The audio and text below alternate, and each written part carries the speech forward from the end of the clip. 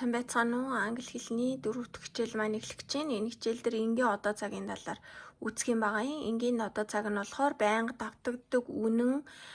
Тэгээд ер нь бол амьдрал дээр үнэн гэдэг нь батлагдсан тийм зүйлсийн талаар ярихдаа энэ цагийг ашигладаг болно.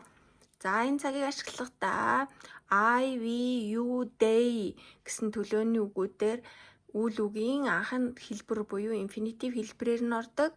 He, she, it дээр болохоор үйл үг дээр s залгуур авдаг. Reads, loves, does, has гэх мэтээр.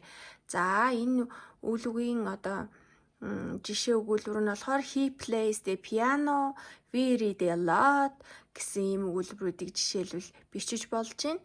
Түүнээс гадна одоо энэ өгүүлбэрийг бичихтэй энэ өгүүлбэр нь болохоор өөрийн гэсэн таних сигнал буюу түлхүүр өгнөттэй байдаг. Жишээлбэл always, usually, often, sometimes, never гэсэн өгнүүд үйл үгийн урталд орох юм бол тэр үйл үгийг present simple буюу энгийн одоо цагаар бичнэ гэсэн үг.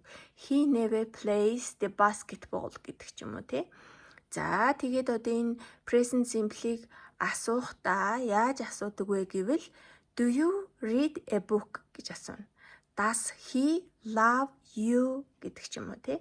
Тэгэнгүүт одоо богино хариулт нь болохоор yes I do, no he doesn't гэдэг ч юм уу тий гэж хариулна гэсэн үг. Тэгээд present simple цаг болохоор англи хэлний үйл үгийн 26 цагийн нэг байдаг бөгөөд энэ present simple мөн үү биш үү гэдгийг танихад энэ 5 сигнал өгнүүд бас чухал үүрэг гүйцэтгэнэ.